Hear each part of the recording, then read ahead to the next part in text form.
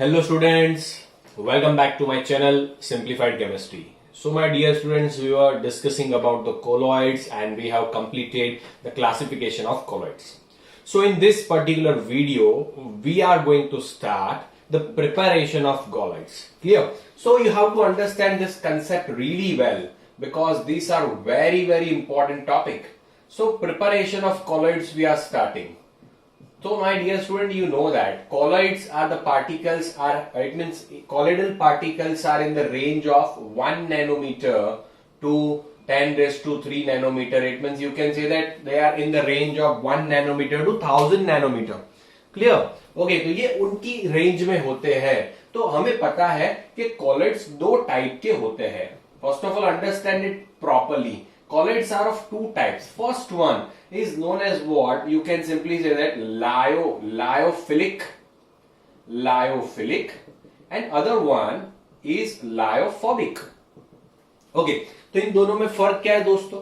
तो lyophilic means what? So in between dispersed phase and dispersed medium, strong attraction forces are there. उनके बीच में बहुत ज्यादा attraction है, एक दूसरे के साथ रहना चाहते हैं. इधर कोई dispersion medium dispersion phase and dispersion medium के बीच में कोई अट्रैक्शन नहीं है. बहुत ही या तो बहुत ही कम अट्रैक्शन है या तो होता ही नहीं है. ओके, तो ये तो दूर भागते एक दूसरे से. अभी आप सोचिए अगर आपको कोलोइडल सॉल्यूशन लायोफिलिक का बनाना है तो आप खाली क्या करोगे? उसको शेक कर दोगे. वो सॉल्यूशन को क्या करोगे? शेक करोगे डिस्पर्जन फेज डिस्पर्जन मीडियम डाल के. तो फिर क्या हो जाएगा? वो तो लायोफिलिक कोलोइड बन जाएगा. बट इधर तो खाली शेक करोगे तो कोई बनने वाला नहीं है, क्योंकि इन दोनों के बीच में तो अट्रैक्शन ही नहीं है दोस्तों. इन दोनों के बीच में अट्रैक्शन था. So due to that if you only stir और shake the solution, it will form the lyophilic colloids. Clear? The simple colloidal solution will form by just stirring or by just shaking the solution.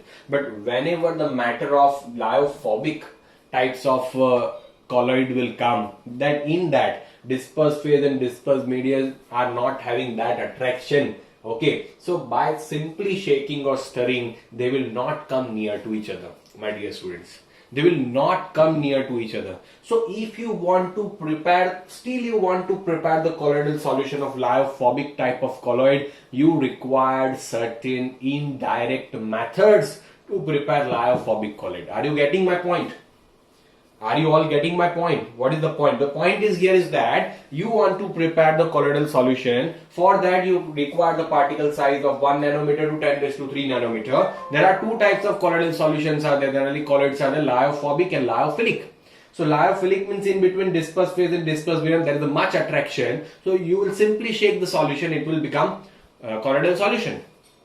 But by adding dispersed phase, dispersed medium in lyophilic, by simply shaking you will not get any type of colloidal solution. Clear? Okay, because for that you require indirect methods, because they are they have not attraction between them, dispersed phase and dispersed medium. So my dear student, it means whenever you have to prepare the lyophobic colloids, there are so many methods. So let us start the topic today, that preparation of colloids, my dear student. The first topic is what? Preparation of colloids.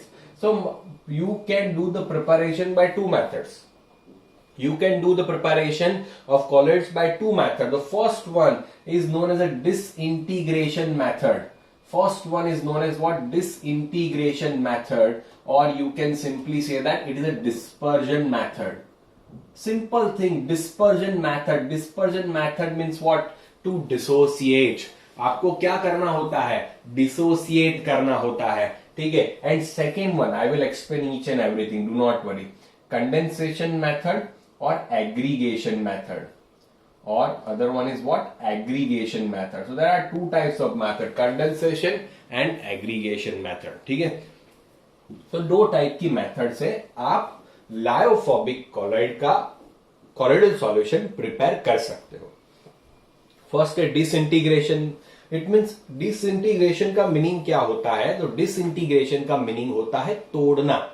तो ये हम किसके लिए use कर सकते हैं? Macromolecules के लिए यूज कर सकते हैं कि जिसकी पार्टिकल साइज 10⁻³ से ज्यादा है. तो जिसकी particle size is more than 10⁻³ and if you want to form a colloidal solution of that, you know that you have to break them into the little pieces, then only it will be in the range of what, 1 nanometer to 10⁻³ nanometer. So for that you require this type of method. It means you have to break the macromolecules. So that is considered the disintegration method. And in this particular method we have to discuss two methods. The first one is very important one, that is known as the Bradix arc method. That is known as what? Bradix arc method. And second one is peptization. Second one is what? Peptization. So there are two methods. In that we are breaking the macromolecules into the small particle and then we are forming the colloidal solution. Clear? Okay. And second आप देख सकते हो condensation, तो इसका opposite. The opposite of disintegration is condensation, aggregation. It means जो particles छोटे हैं उसको आपको जोड़ना है and उसको आपको ये range में लाना है. तो for that we require the condensation method. It means ये तोड़ना है तो ये क्या है, उसका ऑपोजिट है जोड़ना है. ठीक है. तो इधर कौन सी, तो इधर हम केमिकल मेथड्स यूज करते हैं दोस्तों. क्लियर. इधर हम क्या यूज करते हैं, केमिकल मेथड्स यूज करते हैं. कौन सी, तो फर्स्ट हम यूज करते हैं डबल डीकम्पोजिशन. ये सारी मैं डिटेल में आपको बताऊंगा, अभी याद रखिए. डबल डीकम्पोजिशन है, रिडक्शन है, ऑक्सीडेशन है. ठीक है. क्लियर. तो डबल डीकम्पोजिशन, रिडक्शन है, ऑक्सीडेशन है एंड फोर्थ, हाँ ओके यस, आप हाइड्रोलिसिस भी रख सकते हो. तो ये सारी मेथड है जिससे आप क्या करते हो, कोलोइडल पार्टिकल्स को जोड़ते हो एंड कोलोइडल सॉल्यूशन फॉर्म करते हो. इधर आपको एक जो मैक्रोमोलेक्यूल होगा उसको तोड़ के आपको कोलोइडल सॉल्यूशन बनाना होगा. तो पहले हम डिसइंटीग्रेशन मेथड देखेंगे एंड आज के लेक्चर में पर्टिकुलरली हम ब्रेडिक्स आर्क मेथड के बारे में डिस्कस करेंगे. And that is a very important topic my dear student. बहुत ही इंपॉर्टेंट टॉपिक है. ठीक है. तो हम उसको देखेंगे. इसका पहले स्क्रीनशॉट लीजिए, फिर हम आगे स्टार्ट करते हैं. डन. ले लिया स्क्रीनशॉट. ओके चलिए. तो फिर अभी हम स्टार्ट करते हैं the most important topic, that is a Bradix arc method. बच्चों हम क्या बात कर रहे हैं, प्रिपरेशन ऑफ colloids की बात कर रहे हैं and in that we have to discuss the most important one, that is Bradix arc method. तो आपको पता चल गया कि ये कौन से टाइप में आता है. तो ये आप डिसइंटीग्रेशन मेथड है. ये एक डिसइंटीग्रेशन मेथड है. इसे इलेक्ट्रो डिसइंटीग्रेशन भी कहा जाता है. इसे इलेक्ट्रो डिसइंटीग्रेशन भी कहा जाता है. तो ये बात आप समझ लेना. It is also known as electro disintegration. Okay.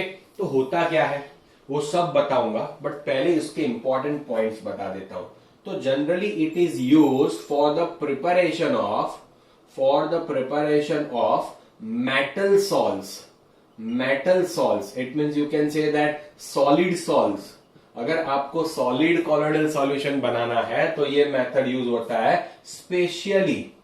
Specially if you want to prepare the salts of, sol means colloidal solution, वो तो पता है ना. तो salts of Ag, Au, Pt, तो स्पेशली इनके लिए यूज होता है. ओके. अगर आपको सिल्वर का कोलोइडल सॉल्यूशन बनाना है, गोल्ड का कोलोइडल सॉल्यूशन बनाना है, प्लेटिनम का कोलोइडल सॉल्यूशन बनाना है, तो उनके लिए ये एक बहुत ही इंपॉर्टेंट मेथड है. इससे बना देते हैं. एंड अभी एक बहुत ही बढ़िया सा क्वेश्चन आपको देता हूं. बहुत ही बढ़िया सा. पर्पल ऑफ कैसियस ये एक गोल्ड सॉल है. अब देखिएगा क्या, पर्पल ऑफ कैसियस जो एक गोल्ड का कोलोइडल सॉल्यूशन है वो ये मेथड से बनता है. पूछते हैं क्वेश्चन दोस्तों, इसीलिए मैंने बताया कि भाई पर्पल ऑफ कैसियस वो गोल्ड का एक सॉल है. It is obtain by the Bredig's arc method. वो कैसे ऑब्टेन होता है, तो वो ब्रेडिक्स आर्क मेथड से ऑब्टेन होता है दोस्तों. बहुत ही सिंपल है, इसमें कुछ नया नहीं है. आइए उसका सेटअप देखते हैं. ठीक है. तो let us see the setup of this Bredig's arc method. तो होता क्या है, इसके अंदर हम दो कंटेनर लेते हैं दोस्तों. बहुत ध्यान से समझिएगा, सारे पॉइंट भी आपको बताऊंगा. ओके. दो कंटेनर हम लेते हैं. हमने दो कंटेनर लिए हुए हैं. इसके अंदर मैंने पानी भरा हुआ है. समझिएगा, इसके अंदर मैंने क्या भरा हुआ है, पानी. एंड इधर मैंने आइस रखा हुआ है, आइस, बर्फ। क्लियर? तो ये पूरी जगह पे मैंने एकदम फुल पैक्ड आइस रखा हुआ है। उसको अभी क्यों आइस रखा हुआ है उसका रीजन भी बताऊंगा, सब कुछ सीखेंगे, बट पहले खाली इसका बेसिक समझिए। आप इसका बेसिक समझिए दोस्तों, ठीक है? इसका बेसिक आप समझिए, इसका सेटअप क्या होता है। तो मैंने आपको क्या बताया, 2 कंटेनर ले रहे हैं, इसमें हमने एक कंटेनर के अंदर पानी भरा हुआ है, ओके, एंड दूसरे कंटेनर के अंदर हमने आइस लिया हुआ है। तो ये पूरा हमने आइस लिया हुआ है एंड ये जो भरा है हमने पानी भरा है। तो पानी इधर काम करता है डिस्पर्स मीडियम की तरह। पानी किसकी तरह काम करता है दोस्तों? डिस्पर्स मीडियम की तरह काम करता है। एंड इसके अंदर हमने इसके अंदर 2 मेटल के रॉड डाल के रखे हैं, 2 मेटल के रॉड डाल के रखे हैं। अभी समझाता हूं पूरा, पहले खाली सेटअप देखिए। मेटल के रॉड डाल के रखे हैं जिसको हमने बैटरी से कनेक्ट करके रखा है, जिसको हमने बैटरी से कनेक्ट करके रखा है। मान लो इसको पॉजिटिव एंड के साथ कनेक्ट करके रखा है तो ये एनोड होगा, नेगेटिव चार्ज के साथ इसको कनेक्ट करके रखा है तो ये कैथोड होगा। ऐसा सेटअप होता है।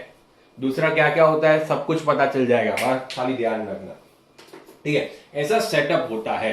तो अभी आपको जिसका भी कॉलोइडल सॉल्यूशन बनाना हो उसका रॉड लेना पड़ता है। आपको जिसका भी कॉलोइडल सॉल्यूशन बनाना हो उसका rod you have to take. It mean suppose I want to prepare gold salt, so I have to take the electrode of gold, electrode of gold I have to take. And you can see कि भाई ये एक gold का electrode है, this is a rod of gold, they are bigger in size compare to the colloidal particles, they are bigger in size. तो हमें उनकी size को तोड़ना है एंड उसमें से we have to prepare colloidal solution. Are you getting the concept my dear students? Clear? This is very very important that this is gold. Suppose I have to prepare silver salt, so I have to take the electrodes of the silver.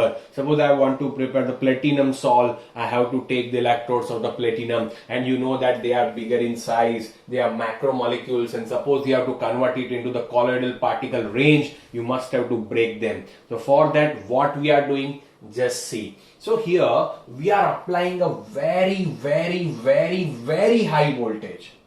मैं जो बात कर रहा हूं किसकी बात कर रहा हूं? We are applying a very very tremendous amount of voltage. Clear? So due to that voltage what will happen here? Arc will generate. Here what will generate? Arc. आपको पता है एक स्पार्क जैसा होता है, एक आर्क जनरेट होता है, बहुत ही ज्यादा वोल्टेज पास करते हैं। तो ड्यू टू दैट क्या होगा? ये बहुत ही ज्यादा टेम्परेचर होता है, बहुत ही ज्यादा टेम्परेचर होता है। तो ये जो ज्यादा टेम्परेचर डेवलप होता है इधर ड्यू टू हाई वोल्टेज, यहां पे आर्क जनरेट होता है एंड वो आर्क जनरेट होने से जो गोल्ड होता है, गोल्ड इट मीन हमने गोल्ड का इलेक्ट्रोड लिया है तो गोल्ड की बात करते हैं, तो जो गोल्ड होता है वो वेपराइज्ड हो जाता है, इसके कुछ पार्टिकल्स वेपराइज्ड हो जाते हैं। दोस्तों आप समझिए कितना ज्यादा टेम्परेचर है कि इसका जो गोल्ड के छोटे छोटे जो ये इलेक्ट्रोड के नीचे वाले जो थोड़े छोटे छोटे जो गोल्ड के पार्टिकल्स हैं वो वेपराइज्ड होने लगते हैं। तो वेपराइज हो जाते हैं क्योंकि बहुत ही ज्यादा टेम्परेचर है। तो उसको कूल डाउन करने के लिए, उसको कंडेंस करने के लिए हमने आइस भरा हुआ है। Okay, so now you know the reason why we have filled this container with the ice. तो ये इतना ज्यादा आइस होता है कि जैसे ही वेपर फॉर्म में गोल्ड बनता है वो उसको सॉलिड फॉर्म में कन्वर्ट कर देता है, ये ठंडा आइस। क्लियर? ओके, तो ये क्या होता है? बहुत ज्यादा हाई वोल्टेज देने से इधर आर्क जनरेट होता है, उससे जो गोल्ड होता है वो वेपराइज होता है, उसको ठंडा करने के लिए आइस आ जाता है। तो वो वेपराइज करके मान लो भाई गोल्ड अभी एयू इधर आ गया, एक एयू इधर आ गया, समझिएगा। हाँ, एक एयू इधर आ गया, एक एयू इधर आ गया, बराबर। तो ये सारे अभी क्या हो गए? कंडेंस हो गए, अभी ठंडे हो गए, ठीक है, वेपराइज फॉर्म में से सॉलिड फॉर्म में आ गए। ओके, तो अभी समझ में आ गया आइस क्यों यूज करते हैं। तो ये मेथड है।